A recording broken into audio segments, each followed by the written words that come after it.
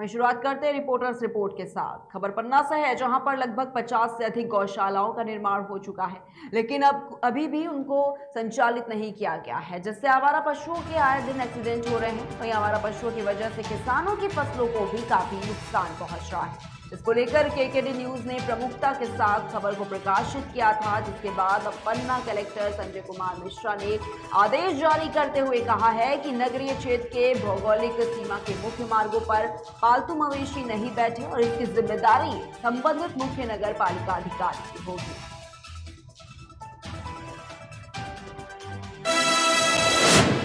सिद्धार्थनगर में स्वास्थ्य शिविर का आयोजन किया गया है। प्रधानमंत्री नरेंद्र मोदी के जन्मदिन के अवसर पर चल रहे सेवा सप्ताह के तहत निःशुल्क सेवा शिविर का फीता काटकर सांसद ने उद्घाटन किया।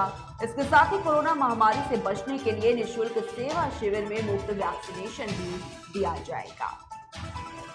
पहली बार इस अस्पताल में हेल्थ एटीएम उत्तर प्रदेश की योगी आदित्यनाथ की सरकार में स्थापित हुआ है, जिसका उद्घाटन हुआ है।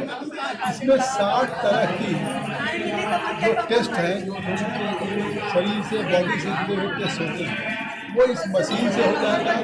पैथोलॉजी में जाना पड़ेगा, किसी अस्पताल में जाना पड़ेगा, उसी मशीन पे एक हमारे जो इसके टेक्निकल एक्सपर्ट हैं वो टेक्नीशियन करेंगे और डॉक्टर उस रिपोर्ट के हिसाब से फिर दवा देंगे। तो ये अपने आप में बहुत बड़ा परिवर्तन है। जो पहले टेस्ट कराने के लिए कई दिन समय लगाना पड़ता था, उसकी बचत होगी। दवा में अब मॉड्यूलर ओटी बन गया है। खबर मध्य प्रदेश के पन्ना से है, जहां पर गुनौर पुलिस ने चेकिंग पॉइंट के तहत ट्रैफिक नियम का उल्लंघन करने वालों पर कार्रवाई की है। आपको बता दें कि पुलिस के द्वारा लगातार वाहन चेकिंग अभियान चलाया जा रहा है। कुछ लोगों ने चेकिंग अभियान को लेकर प्रशंसा भी जाहिर की। कई ऑटो चालकों ने चेकिंग के डर से लगभग 1 किलोमीटर दूर वाहन खड़े कर दिए। इस वजह से साप्ताहिक बाजार आने वाली महिलाओं और बच्चों को दिक्कतों का सामना करना पड़ा। हो काय के लिए आए थे कनौर? बाजार करने सर। फिर यहाँ पे क्या हुआ? अब क्या बाजार करके लौट रहा था वापस, अभी चेकिंग में फंस गया। कितने का चालान कटा है? 250 का कह रहा है साहब। क्या कमी थी? अब क्या कमी, अब कुछ नहीं है ना, मेरे पास हेलमेट है और कुछ नहीं। शासन प्रशासन की मंशा के तहत वाहन चेकिंग की जा रही है। जो आजकल एक्सीडेंट की घटनाएं जो बहुत ज़्यादा हो रही हैं, उनको कम करने के लिए ये कार्रवाई की जा रही है। जो लोग हेलमेट लगाए बिना लोकल में चलते हैं, उसके साथ ही बिना सीट बेल्ट चलते हैं, सबसे ज़्यादा उन लोगों पे अंकुश लगाने के लिए कार्रवाई की जा रही है। देखा जा रहा है कई ऑटो वाहन हैं, उनमें जो है सवारियां भर के आ रही हैं, तो कुछ ऑटो चेकिंग के डर के मारे ऑटो वाले दूर ही खड़ा किए हैं, तो कई महिलाएं जो है पैदल चल के आ रही हैं। आज चूँकि बाजार का भी दिन है, तो इस पे आपका क्या कहना है? अगर ऐसा है कि अगर आगे जाके यहाँ से दूर कहीं ऑटो रुके हुए हैं, तो हम लोग जाके यहाँ की चेकिंग के बाद वहाँ चेक भी करते हैं, और बाकी रास्ते में जो हम लोग को टकरा जाते हैं तो। वहीं खबर मध्य प्रदेश के पन्ना से है, जहां पर कैबिनेट मंत्री बृजेंद्र प्रताप सिंह ने शिक्षा मंत्री को पत्र लिखा। कैबिनेट मंत्री के विधानसभा क्षेत्र के 100 से अधिक स्कूलों में 6 महीने से मिड डे मील नहीं मिल रहा है और कुछ दिन पहले बच्चों ने भी इसकी शिकायत की थी, लेकिन किसी तरह की कोई सुनवाई नहीं हुई। बताया जा रहा है कि खाद्यान्न को लेकर हो रही समस्या पर समूह की महिलाओं के द्वारा अधिकारियों को पूर्व में कई बार अवगत कराया गया। बीते महीनों समूह की महिलाओं ने प्रदर्शन कर मुख्यालय में चक्का जाम भी किया था, लेकिन इसके बाद भी जिम्मेदारों ने समस्याओं की ओर ध्यान नहीं दिया और ऐसे हालात बने कि मंत्री तक को मामले में संज्ञान लेना पड़ा। वहीं कैबिनेट मंत्री बृजेंद्र प्रताप सिंह का कहना है कि आगामी 15 दिनों में व्यवस्थाओं में सुधार हो जाएगा। इसमें कुछ प्रॉब्लम थी, क्योंकि मैं अभी जब क्षेत्र में गया था तो एक मकरी पंचायत में ये शिकायत आई थी कि हमारा विगत 6 महीनों से हमारा माध्याह्न भोजन हमें नहीं मिल पा रहा है, उसके कुछ समस्या आ रही है। उसके बारे में हमने जानकारी ली तो हमें ये अवगत कराया गया कि जो AEPDS का जो हमारा पोर्टल है, उसमें जो APS कोड होता है उसमें कुछ बदलाव होना था, जिस कारण से ये सब चीज़ें निर्मित हुई हैं और इसलिए वो करीब 117 करीब स्कूल हमारे अजयगढ़ ब्लॉक के थे और एक घनौर का था। ऐसे 118 कुल स्कूल थे जहाँ पे ये चीज़ हो रही थी।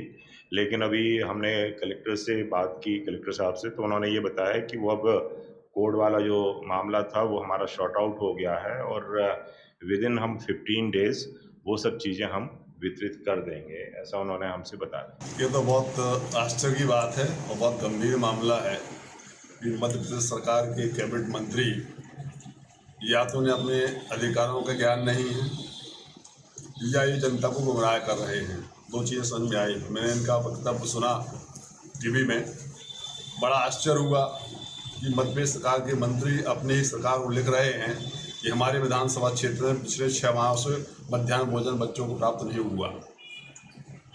ये लिखने की इनको ज़रूरत क्या है? ये मध्य प्रदेश सरकार के कैबिनेट मंत्री हैं, पूरा प्रशासन के अधीन हैं, कलेक्टर, जिला पंचायत, सीओ और मध्य प्रदेश के अन्य चीज़ें। तो ये चाहें तो एक आदेश जारी करें, उसको ऐसा तत्काल पूरा किया जाए, पर इसको ये ना करके अपने सरकारी वही खबर राजस्थान के जालौर से है, जहां पर नगर परिषद के माध्यम से इंदिरा रसोई का मुख्यमंत्री ने विश्व के जरिए उद्घाटन किया है और इंदिरा रसोई का जिला कलेक्टर ने फीता काट कर शुभारंभ किया। इस मौके पर जिला कलेक्टर ने कहा कि लोगों को इंदिरा रसोई के जरिए 8 रुपए में भरपेट खाना मिलेगा और इस पर कलेक्टर ने खुद अपने हाथों से सभी को भोजन परोसा।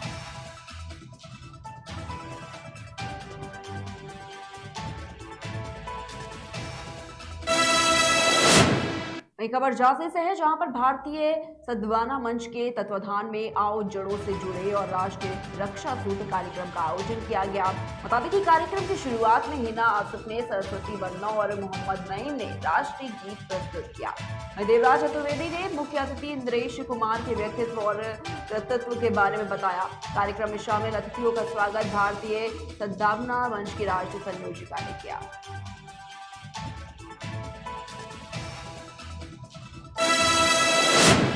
वहीं खबर सूरत से, जहां पर शहर में 4 व्हीलर गाड़ियों में विदेशी दारू के जत्थे की हेराफेरी करने वाले रैकेट का पर्दाफाश हुआ। जी हां, आपको बता दें कि आरोपियों के पास से भारतीय बनावट के विदेशी दारू की छोटी बड़ी अलग अलग ब्रांड की कुल 35 बोतलें, 2 मोबाइल फोन और 2 4 व्हीलर गाड़ियां बरामद की हैं।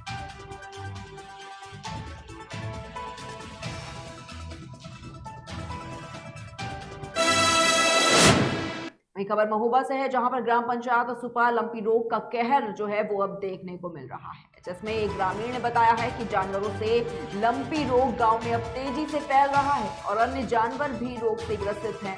स्वास्थ्य चिकित्सालय पशु विभाग को इस बारे में बताया गया, लेकिन पशु स्वास्थ्य कर्मियों की तरफ से कोई मदद नहीं मिली है। लंपी की बीमारी हो गई है, महामारी। आपने क्या माना कि ये लंपी की बीमारी है? यहाँ लोगों का बताना है कि ये लंपी की बीमारी है।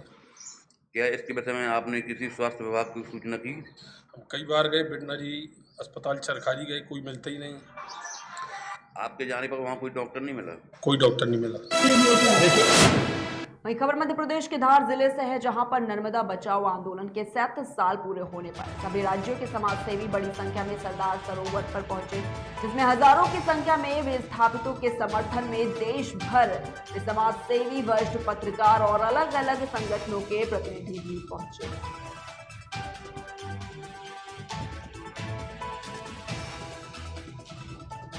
देखिए, आज नर्मदा बचाओ आंदोलन के जो रचना और संघर्ष के 37 वर्ष पूरे हो रहे हैं। ये 37 वर्षों का हम मूल्यांकन करना चाहते हैं। हमने क्या खोया, क्या पाया, हम ये समझना चाहते हैं और हम विधायिका से पूछना चाहते हैं, मध्य प्रदेश की विधानसभा से, भारत की संसद, लोकसभा, राज्यसभा से, कि उन्होंने ये लाखों विस्थापितों के लिए क्या किया।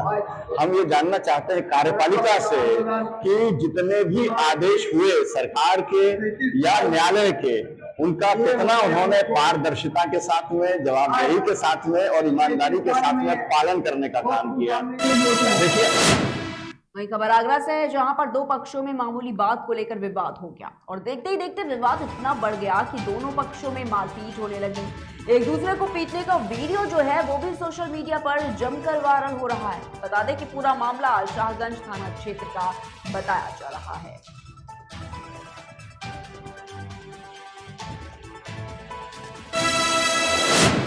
वहीं जालौर में विश्व हिंदू परिषद और बजरंग दल की ग्रामीण प्रखंड की बैठक आयोजित की गई और बैठक में विश्व हिंदू परिषद की कार्यशैली को लेकर चर्चा की गई। इस अवसर पर बैठक में प्रखंड और खंड के विभिन्न दायित्वों की घोषणा की गई है। इस मौके पर अतिथियों ने सभी कार्यकर्ताओं को हिंदू समाज के लिए कार्य करने की प्रेरणा देते हुए पूरे तन-मन से सहयोग देने की बात कही और इस दौरान काफी संख्या में कार्यकर्ता भी मौजूद रहे। रुकते एक छोटे से ब्रेक के लिए जल्द हाजिर होंगे। Feel the power of engine.